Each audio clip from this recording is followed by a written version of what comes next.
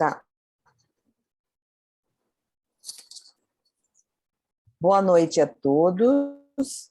Estamos aqui hoje reunidos na União Espírita de Maria Eulália e queremos convidar o palestrante da noite de hoje, André Luiz, a proferir a sua palestra. Boa noite, André. Boa noite. Boa noite a todos, mais uma vez. Aqueles que estão aqui presentes, muito obrigado pela presença. E aqueles que estão nos assistindo também pelo Zoom, muito obrigado. Sejam todos bem-vindos. Hoje nós vamos falar sobre o capítulo 17 dessa obra maravilhosa, um livro escrito recentemente, ele é novo, para quem não conhece. Haroldo fala assim, é bom a gente falar que o livro é novo, porque a pessoa fica interessada. É o capítulo 17, que tem o título sugestivo de Sede Perfeitos. Sede Perfeitos que tem, primeiro, caracteres da perfeição. Segundo item, o homem de bem. Terceiro item, os bons espíritas. Quarto item, a parábola do semeador. E depois, na instrução dos espíritos, tem o dever, a virtude, os superiores e os inferiores, o homem no mundo e cuidar do corpo e do espírito. Mas antes de a gente adentrar a esse capítulo, o tema da noite, que é o item 3 do capítulo 17, que vai falar sobre o homem de bem, eu queria fazer uma reflexão sobre essa obra também maravilhosa, que é a Gênesis. Lá no segundo capítulo, no item 34, fala sobre Deus. O capítulo 2 fala sobre Deus. No item Visão de Deus, que é do 31 até o 37, no item 34, né? O subitem 34 desse item maravilhoso, está escrito assim: sendo Deus a essência divina por excelência, não pode ser percebido em todo o seu esplendor, senão por espíritos que atingiram o mais alto grau de desmaterialização.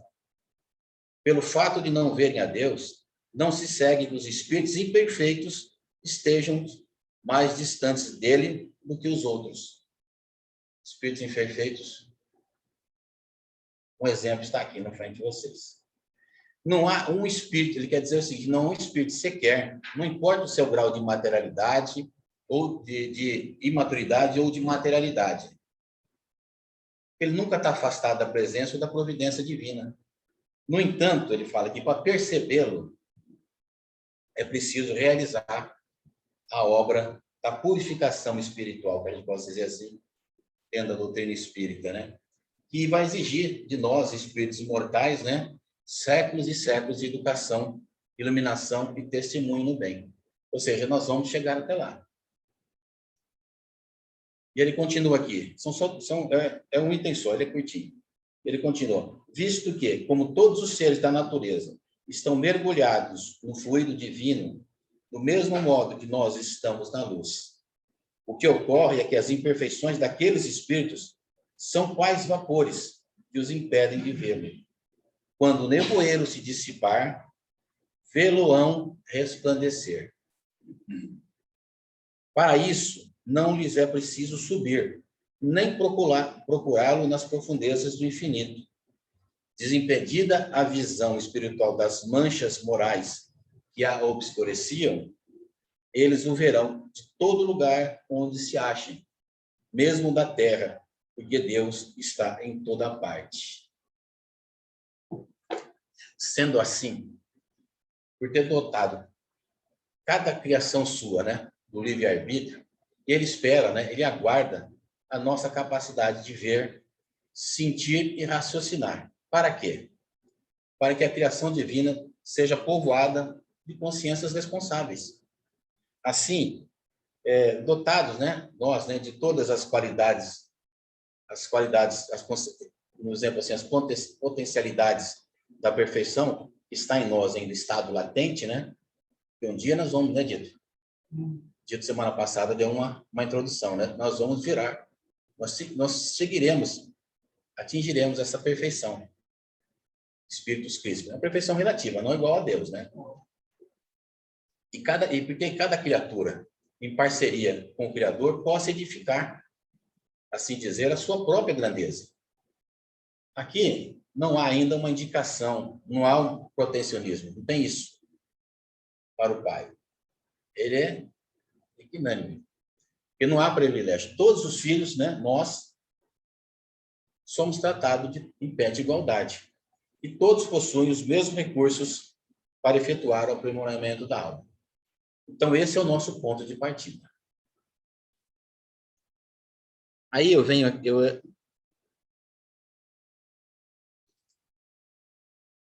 ainda no item 34.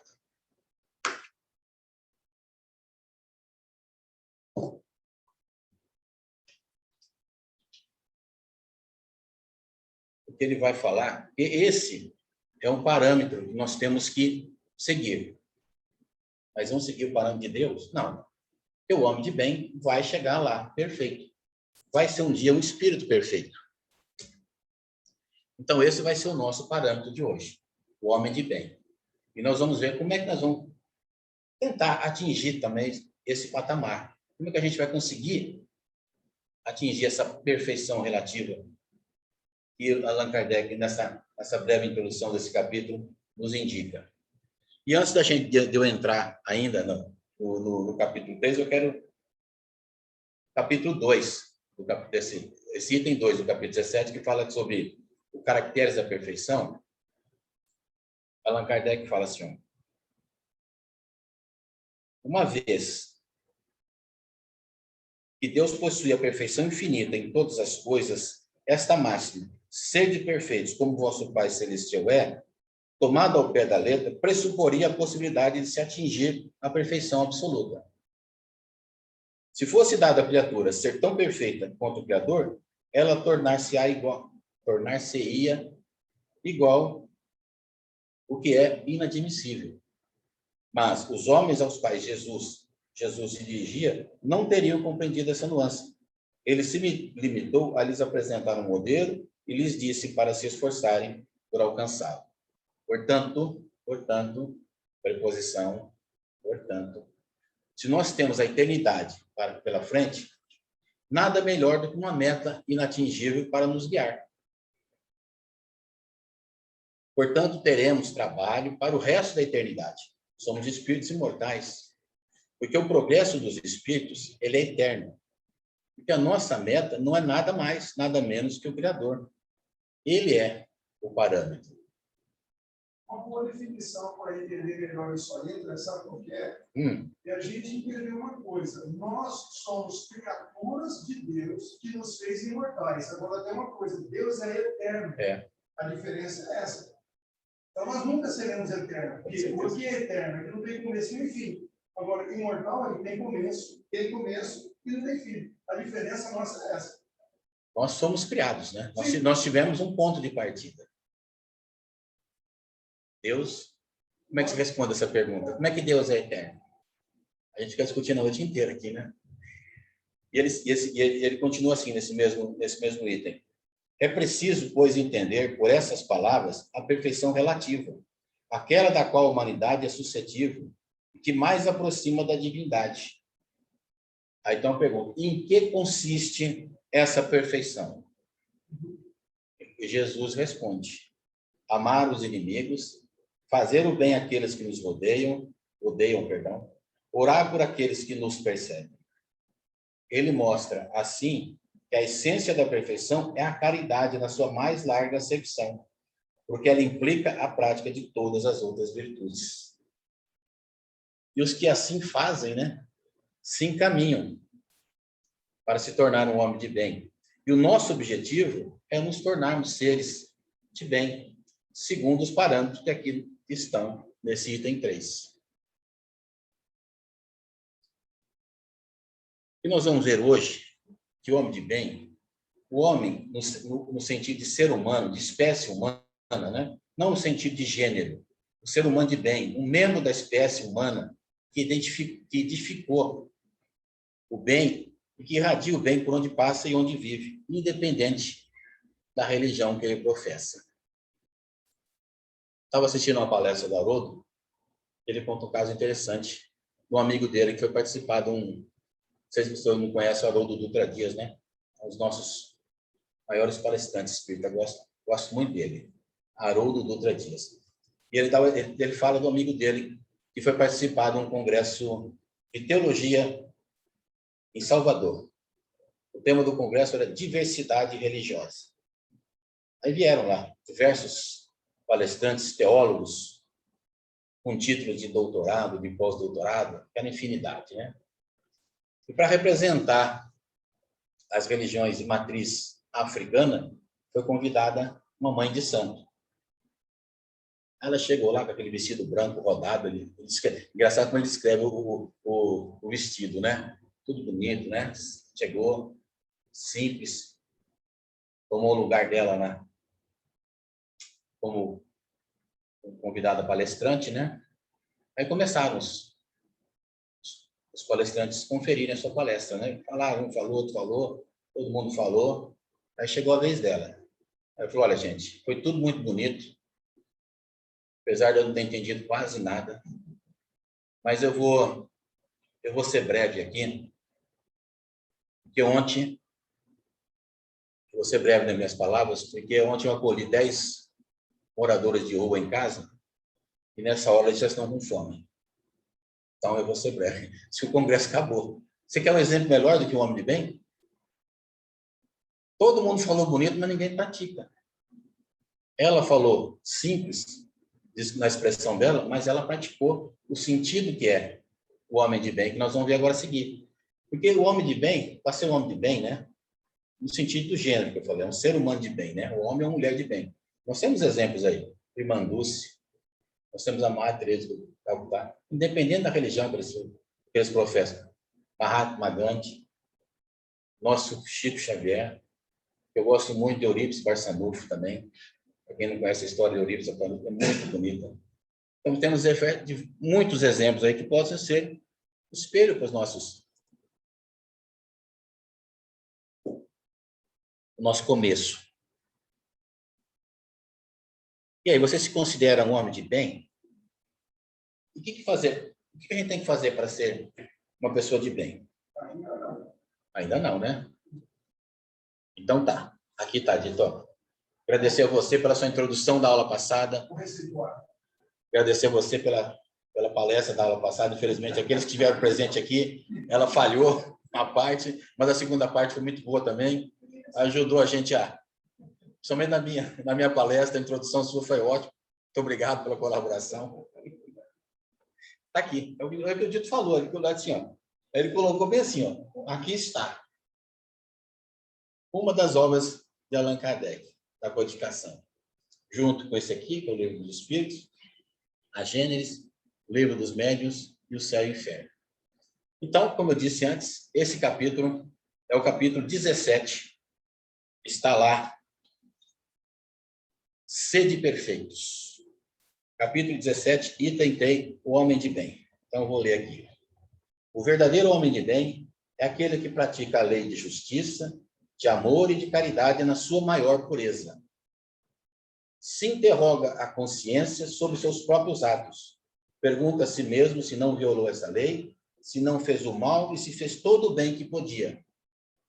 Se negligenciou voluntariamente uma ocasião de ser útil, se ninguém tem o que reclamar dele. Enfim, se fez a outrem tudo o que quereria que se fizesse para com ele.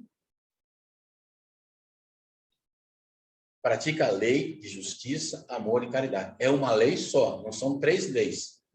Na terceira parte do Livro dos Espíritos, nós vamos ver mais para frente, está lá, as leis morais. Já que a gente vai numerar, é a penúltima, é a 11ª, né? Lei de justiça, amor e caridade, representada pela questão 886, que eu gosto muito. Questão 886, que Allan Kardec pergunta aos benfeitores espirituais. Qual o sentido da palavra caridade? Como entendia Jesus? E os benfeitores foram rápido. Benevolência para com todos, indulgência para com as imperfeições alheias e perdão das ofensas. Se começarmos desse jeito, já está bom. Livro dos Espíritos, parte 3ª, Leis Morais. Uma palestra do Haroldo que eu achei interessante, que eu vi também, quando ele fala sobre o bem, ele gastou a palestra toda só nesse item aqui, tá? Ele não foi nos outros, mas não. Eu acho que, então, eu separei em 10 tópicos. O Haroldo separou só nesse.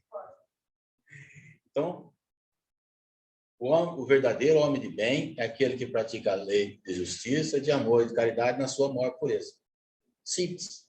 Façamos isso. Mas não é fácil. Vamos ver onde a gente consegue subsídio para nos alimentar. Segundo tópico. Tem fé em Deus, em sua bondade, em sua justiça e em sua sabedoria.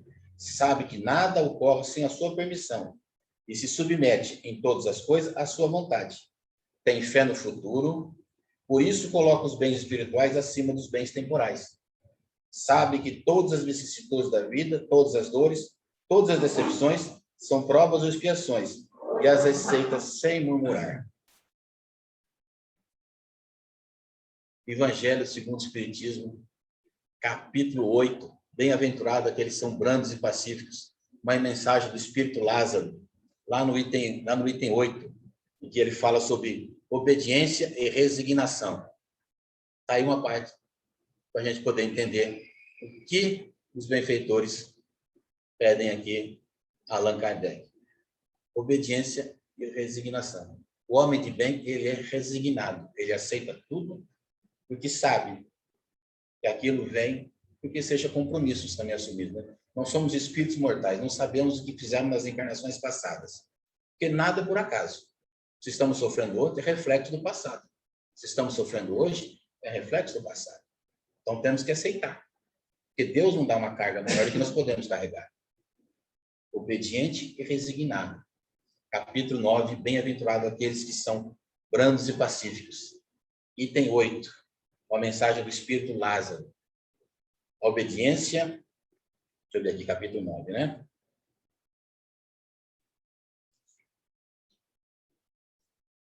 A obediência é o consentimento da razão.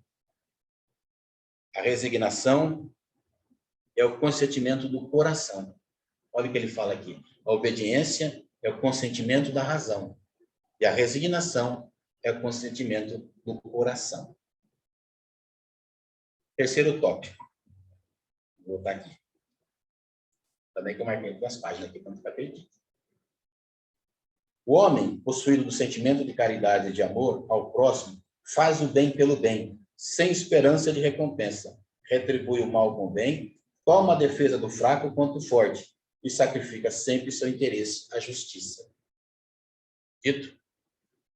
Capítulo 12. Amai-vos os vossos inimigos. Item 1 ao 4. Vai falar de retribuir o bem ao mal. De que forma podemos amar os nossos inimigos?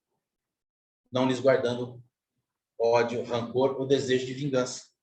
Perdoando-lhes o mal que nos causem.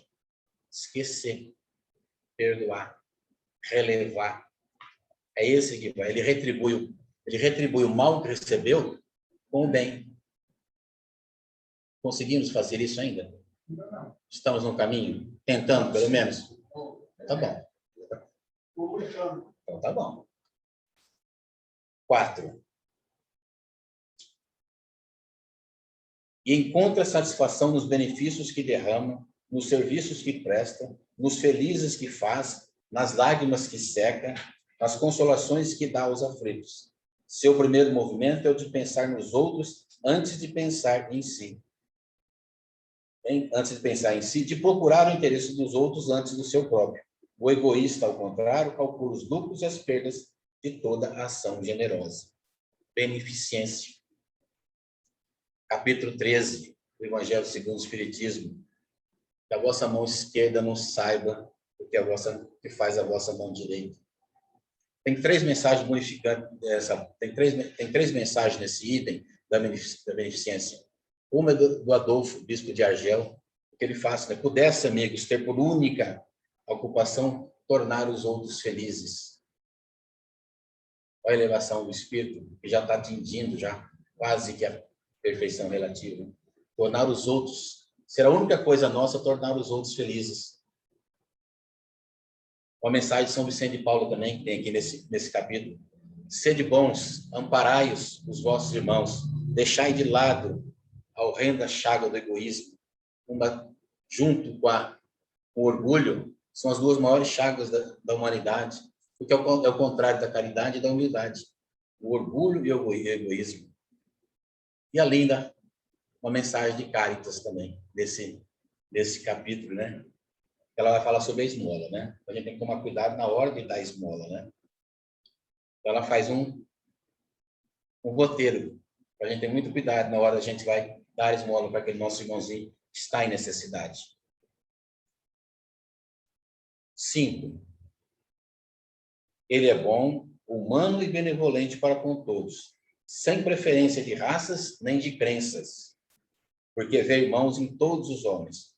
Respeita nos outros todas as convicções sinceras e não lança o anátema àqueles que não pensam como ele. Afabilidade e doçura. Capítulo 9, o item 6 do Evangelho segundo o Espiritismo vai falar sobre isso. Bem-aventurado aqueles que são brandos e pacíficos. Ele só vê as virtudes dos nossos irmãos, não vê os vícios. O dia que a gente conseguir eliminar os vícios dos nossos comportamentos, né? Só praticar as virtudes, com certeza acho que você não vai ser nessa encarnação, menino. Mas eu estou fazendo esforço, tá, dito?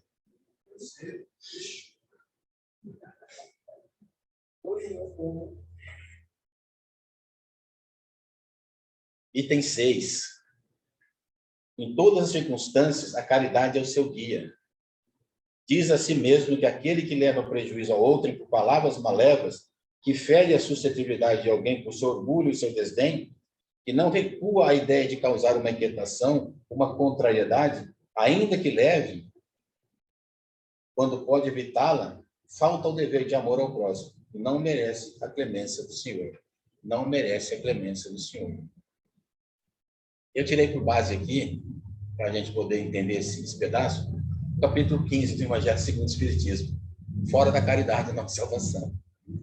Todos os itens. A obra já é maravilhosa. O capítulo 15, então, é a perfeição. Fora da caridade, não há salvação. Não é que não tem outro. É única. A caridade é a única prática. Eu vou fazer, não. A caridade é a única prática para a salvação. Fora dela não há salvação. Ele é muito incisivo aqui, Allan Kardec. Porque ele vai falar, em todas as circunstâncias, a caridade é o seu guia. O homem de bem, então, é caridoso. Já vimos que ele é benevolente, que ele é humilde, ele é indulgente.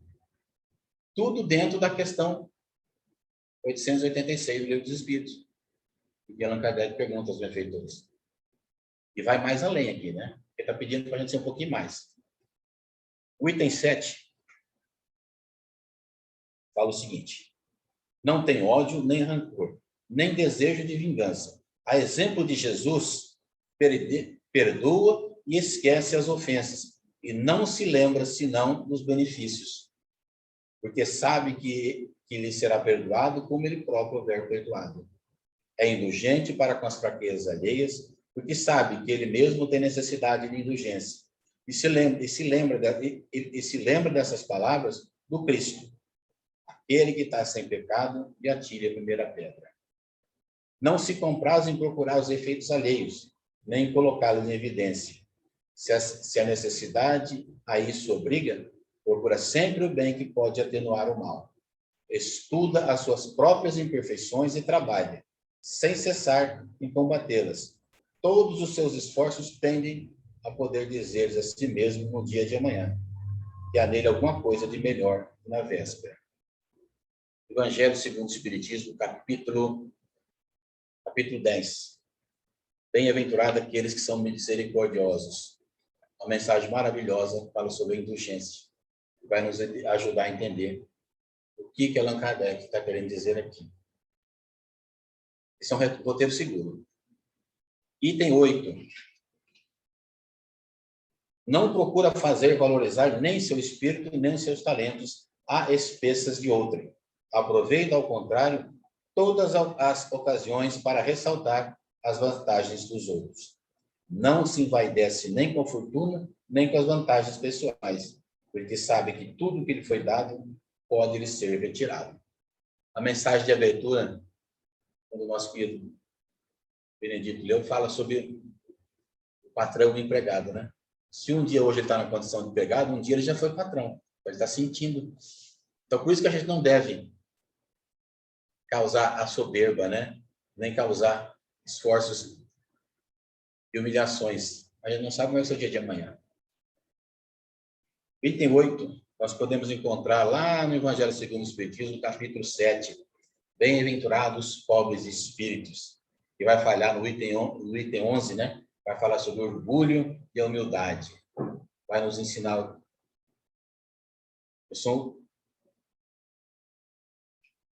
Vai fazer uma comparação entre orgulho e humildade, né? Item 9, está acabando, são só 10. Usa, mas não abusa dos bens que lhe são concedidos, porque sabe que é um depósito do qual deverá prestar contas, e que o emprego, o mais prejudicial para si mesmo, é de fazê-lo servir à satisfação de suas paixões. Se a ordem social colocou o homem sob sua dependência, ele os trata com bondade e benevolência, porque são seus iguais perante Deus. Usa de sua autoridade para erguer-lhes o moral, e não para os esmagar com seu orgulho. Evita tudo o que poderia tornar a sua posição subalterna mais penosa. Complementando o que você disse na entrada, né? Na abertura. O subordinado, por sua vez, compreende os deveres da sua posição e tem o escrúpulo em cumpri-los conscienciosamente. Aqui ele pede para a gente nesse capítulo, e lá no item 9, que vai nos explicar isso aí. O que está falando no item 9? Olha aqui. Os superiores e os inferiores. E ele cita o exemplo de quem? Quando Jesus foi à presença de Pôncio Pilatos, depois de sofrer uma noite toda de flagelo, né? Pelos romanos, aí Pilatos assegurou a Jesus que ele tinha um poder de vida sobre Jesus. E a resposta de Jesus é que o seu poder é provisório aqui na Terra. O verdadeiro reino é o reino espiritual. Lá eu sou o rei. Porque nós entendemos ali que o procurador, naquele momento ele era procurador. Ele tinha o poder sobre Jesus, mas sobre aquela criatura, não sobre o mestre querido, não sobre Jesus, o Espírito Cristo. Imagina quando chegar no plano espiritual e perceber que inverteu a posição, né? A posição de Pilatos foi tão infeliz para estar naquele momento, que depois daquilo acabou o cargo dele, acabou a carreira dele. Ele foi exilado para uma área bem desolada lá e acabou cometendo suicídio. Porque ele quis se impor sobre uma figura crística, como nosso mestre. Ele fala aqui, ó, a autoridade, da mesma forma que a fortuna é uma delegação do qual será pedida contas àquele que dela se faz investido. E o último item, que é o item 10, que eu separei aqui para a gente discutir, fala o seguinte: o homem de bem, enfim, respeita em seus semelhantes todos os direitos dados pela lei da natureza. Quando ele fala lei da natureza, ele está falando das leis morais também, as leis de Deus. Que aquelas estão na parte terceira do livro dos Espíritos. Lei de progresso, lei de sociedade, lei de adoração, lei de destruição, lei do trabalho, lei de amor, justiça e caridade. Allan Kardec ele enumera 11 e mais os caracteres da perfeição. Essa parte aqui é a seguinte. Esta não é a enumeração de todas as qualidades que distinguem o homem de bem, mas todo aquele que se esforça em possuí-las está no caminho que conduz a todas as outras. Lei de amor. Nós vamos ver assim no capítulo 11, lá no item 8, capítulo 11, que tem o título de Amar ao próximo como a si mesmo, mais uma mensagem do Espírito Lázaro, em que ele fala que o amor resume toda a doutrina de Jesus. toda inteira, visto que esse é o sentimento por excelência. E os sentimentos são os instintos elevados à altura do progresso feito, né? Em sua origem, o homem só tem instintos, mas quando mais avançado e corrompido, só tem sensações. Quando instruído e depurado, tem sentimentos. Saímos um pouco desse aqui e vamos aqui esse outro para arrematar. Uma outra obra nova também, de Allan Kardec, O Livro dos Espíritos. Mostra o roteiro seguro. A resposta para todos os nossos problemas. Creiam vocês. Aqui nós vamos usar a questão 918,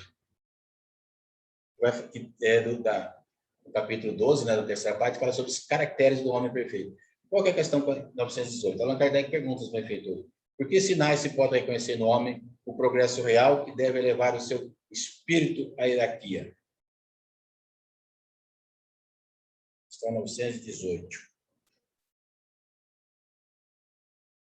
Por que indício se pode reconhecer em um homem o progresso real que lhe levará o espírito na hierarquia espiritual? E a resposta dos benfeitores: o espírito prova sua elevação quando todos os atos de sua vida corporal representam a prática da lei de Deus, e quando antecipadamente compreende a vida espiritual. Quais são as leis de Deus? Onde estão as leis de Deus? Na nossa consciência. Vamos tentar tirar ela do estado latente que ela se encontra, para colocar um pouco em prática. Aí a gente vai conseguir compreender a vida espiritual. É o que ele fala aqui, os benfeitores espirituais. Questão 779 também nos ajuda a entender. Questão 779 está no capítulo que fala sobre lei de sociedade, né? Não, lei do progresso, perdão. A força para progredir aure ao homem em si mesmo, ou o progresso é apenas futuro de um ensinamento? Apenas fruto de um ensinamento, perdão. E a resposta: o homem se desenvolve por si mesmo, naturalmente, mas nem todos progridem simultaneamente e do mesmo modo. Dá-se, então, que o mais adiantado auxilia o progresso dos outros, por meio do contato social. A obrigação, o compromisso que nós temos de auxiliar aqueles nossos irmãozinhos que não estão ainda no nosso nível intelectual ainda, né? Ou material. Importância não. Essa é a nossa meta, atingir o progresso. Lembra do parâmetro que eu usei no começo? Da divindade? A perfeição. Essa é a lei do progresso. Questão 115, né? Nascemos imperfeitos, né? Simples e ignorantes. E o nosso objetivo, espíritos crísticos, atingir. Ser, que Joana de Ângeles, numa das obras delas, fala, né? A nossa fatalidade é sermos anjos. Mas fatalidade no sentido final, não no sentido fatal, no sentido final. Sermos anjos. Passamos por simples e ignorantes, imperfeitos, bons, puros e perfeição. Tem um ensinamento hinduísta que diz, né? A alma dorme na pedra, sonha na planta, e agita-se no animal e desperta no homem. Aí o nosso querido Leon Denis, no livro O Problema do Ser, do Destino da Dor, ele diz, né? Na planta a inteligência dormita, no animal sonha, só no homem acorda, conhece-se, possui-se e torna-se consciente a partir daí. O progresso de alguma sorte fatal nas formas inferiores da natureza só se pode realizar pelo acordo da vontade humana com as leis eternas. Questão 540 também, do Livro dos Espíritos, ela tem um texto que eu acho muito interessante. A pergunta não direciona para a resposta que eu vou dar, mas a resposta está no final. O que eu vou ler está no final da resposta, que eu acho muito bonito. A questão 540, Allan Kardec pergunta aos benfeitores: os espíritos que exercem ação nos fenômenos da natureza operam com conhecimento de causa, usando do livre-arbítrio ou por efeito do instinto ou irrefletido impulso? Aí eles falam, mas chegando aqui na parte que eu gosto mais, que eu acho mais bonita, é o último parágrafo da resposta. Fala assim: é assim que tudo serve, que tudo se encadeia na natureza, desde o átomo primitivo até o arcanjo, que também começou por ser átomo, admirável lei de harmonia, que o vosso acanhado espírito ainda não pôde aprender em seu conjunto. Então, o objetivo do homem de bem é esse, passar por todas as etapas. Porque quando ele fala sobre isso, quando ele fala sobre esse progresso dos homens, progresso das criaturas, nós temos que lembrar no capítulo 3 do Evangelho segundo o Espiritismo, os diferentes mundos habitados, né? O Dito tocou muito bem a semana passada, né? Hoje, a Terra é um planeta de expiação e prova. Ah, mas ele já está andando, ele está no segundo degrau ainda, porque só atrás, antes da Terra, só tem um planeta primitivo. E depois tem, né? Santo Agostinho, no capítulo 3, nos explica direitinho isso. Primitiva, expiação, regeneração, que é o que nós estamos passando, nós estamos hoje nós estamos no caminho do mundo de regeneração. Hoje, o mundo de expiação e prova, existe o mal e o bem. Infelizmente, o mal ainda predomina. No mundo de regeneração, vai existir o bem e o mal, mas o bem vai predominar sobre o mal, até que ele seja extirpado das nossas vidas. Porque a pluralidade dos mundos é um dos princípios básicos do Espiritismo. Junto com, primeiro, que é a existência de Deus, depois o espírito imortal, a reencarnação, a comunicabilidade entre os espíritos, né? E a pluralidade da existência. Então, hoje nós estamos aqui. Com certeza acompanharemos. Se Deus quiser, estaremos também no mundo de regeneração. Façamos esforços para isso. Porque dizem que a prova não é fácil, não. O Enem, o mundo espiritual, o mundo de regeneração, está mais difícil. Então, tentemos seguir os conselhos de Allan Kardec nesse item.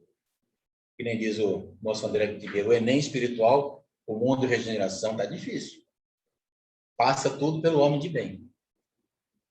No começo, lá do item 1, que é aquele que eu falei que o Haroldo gosta tanto, fala assim: o verdadeiro homem de bem é aquele que pratica a lei de justiça, amor e caridade em sua maior pureza. Se interroga a consciência sobre seus próprios atos. Pergunta a si mesmo se não violou essa lei, se não fez o mal nem fez o bem que podia, se negligenciou voluntariamente uma ocasião de ser útil, se ninguém tem o que reclamar dele, enfim, se fez a outra tudo que quereria que se fizessem a ele. Lembremos aqui da questão 919, do Livro dos Espíritos. 919A. Então, essa 919A, perdão, tá certo, bem lembrado. 919A é melhor.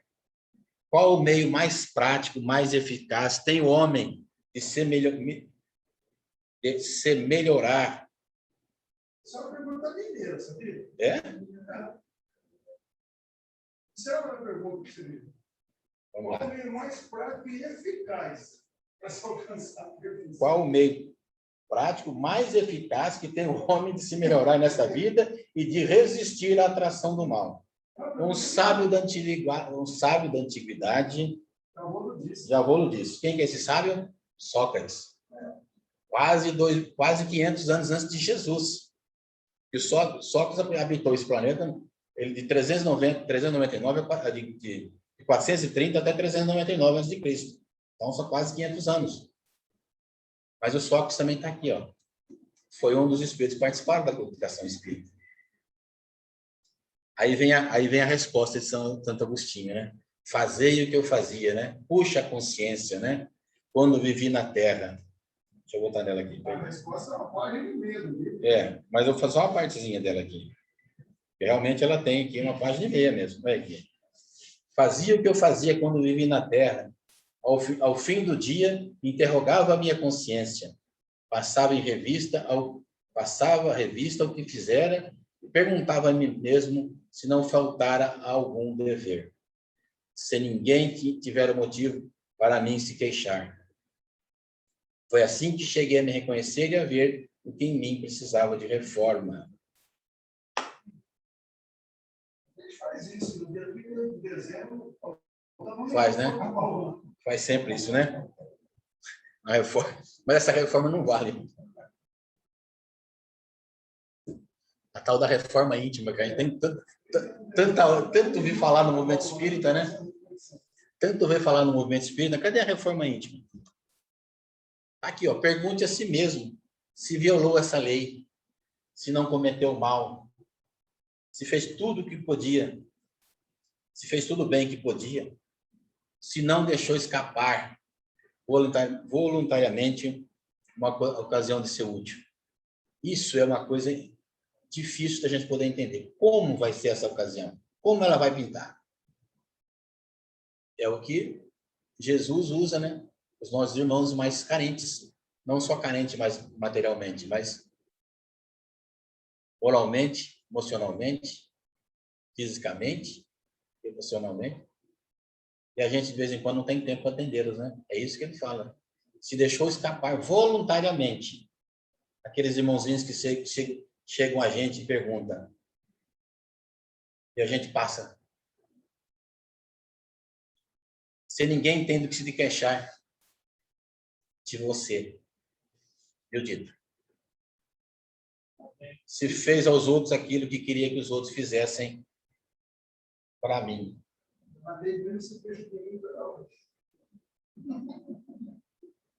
E ele fala assim, perguntar ainda isto. Se aprovesse a Deus chamar-me nesse momento, ao entrar no mundo dos espíritos, onde nada é oculto, teria eu de temer o olhar de alguém? Que lá nada escapa, hein? Diz os benfeitores espirituais que no mundo espiritual nada escapa. Nada é oculto. Você sabia que o aluno falou numa palestra dele que o nosso perispírito tem cor, tem cheiro, tem peso, tem brilho, tem luminosidade, e tudo isso. Luminosidade, assim, no sentido assim daqueles que estão mais evoluídos, né? Aqueles irmãozinhos mais atrasados, infelizmente, ainda estão. Gente, capítulo 2 também. Já estamos terminando. O capítulo 2 do Evangelho segundo o Espiritismo. Capítulo 2. Vamos ver aqui. Capítulo 2 fala sobre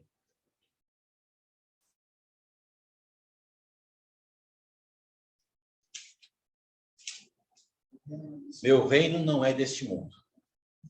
Então tem uma mensagem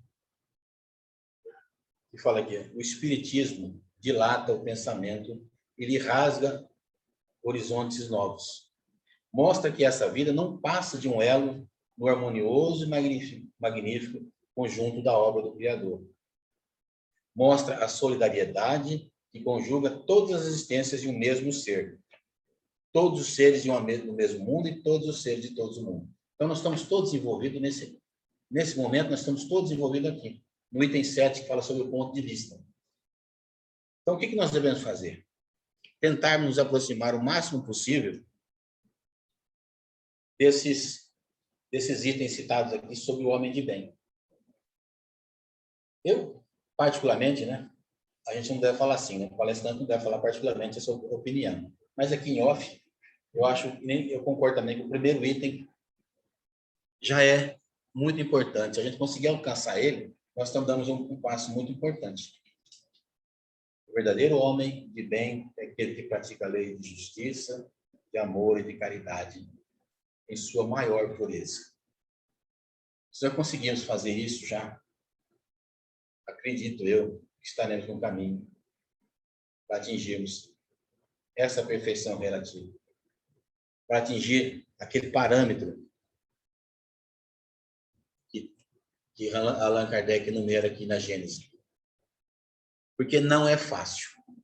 Com tudo que nós estamos passando hoje no mundo é difícil.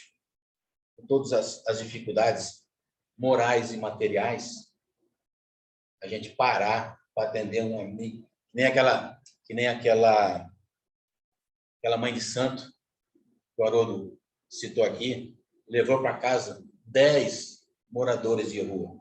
Quem tem coragem de fazer isso? Irmã Dulce, quem sabe da história de Irmã Dulce, vê o que ela fazia. Ela falava que quando tiver um irmãozinho meu passando fome, eu não vou sossegar. Andava pelas vielas de Salvador, tentando amparar, trazer um conforto para o irmão nosso. Por isso que o homem de bem, é esse que tenta praticar, na essência, a lei de amor, justiça e caridade. Oi? A Netflix tem um documentário sobre uma Dulce. É muito bonita a história dela. Muito bonita. Uma vez o Divaldo foi visitá-la e viu ela dormindo numa cadeira de pau assim, ficou com tanta dó dela que mandou entregar uma cama para ela. Aí ele foi visitá-la 2 vezes e ela estava dormindo na mesma cadeira. Ela usava aquela cadeira para sensibilizar as pessoas, para as pessoas para ganhar cama, ela ganhava cama e dava para quem não tinha. E ela continua dormindo na cadeira de madeira. Com isso, ela ganhou mais de 100 camas, né? Com certeza.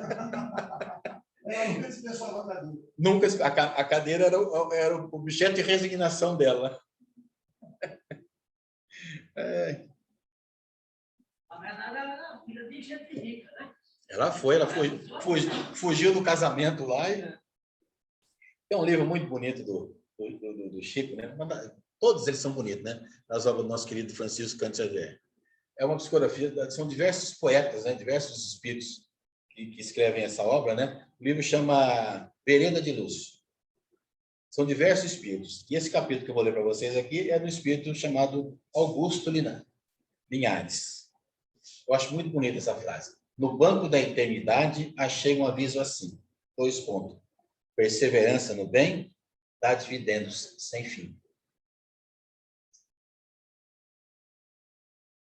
Perseverante também é uma das qualidades que devemos tentar atingir para ser os homens de bem. Gente, obrigado pela atenção, obrigado pela paciência, agradeço de coração. Tenho certeza que a palestra foi inteiramente para mim também, não só para vocês. A gente nunca faz a palestra só para os outros, né? O primeiro vídeo que escuta é o que está mais perto da boca. Qual que está mais perto? Gente, muito obrigado pela paciência, pela atenção. Vamos aqui, então, aproveitar, vamos fazer o nosso encerramento. Aqueles que sentirem a vontade, né? Fechar os seus olhos. Vamos aproveitar esse ambiente aqui, parado pelos benfeitores espirituais. Vamos elevar o nosso pensamento um pouquinho mais ao alto, rogando mais uma vez ao doce Deus Jesus, que esteja sempre conosco nos momentos de aflição.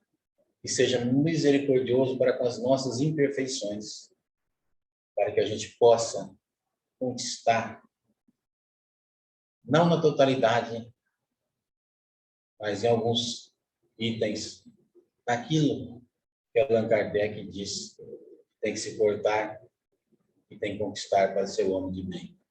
Sabemos que estamos aqui, nesse planeta de expiação e prova, que já está em transição para o mundo de regeneração, com a tarefa de auxiliar aqueles nossos irmãos que estão em dificuldades. Sempre que tivermos a oportunidade, auxiliar aquele irmãozinho que nos procura. Aquele irmão que pode estar não só passando por uma deficiência material, mas também moral, espiritual e emocional nesse momento que o planeta passa por essa pandemia. Irmãozinhos que ainda não foram atingidos pelo vírus, mas que emocionalmente, fisicamente, espiritualmente estão desequilibrados. Que a misericórdia divina nos ampare neste momento.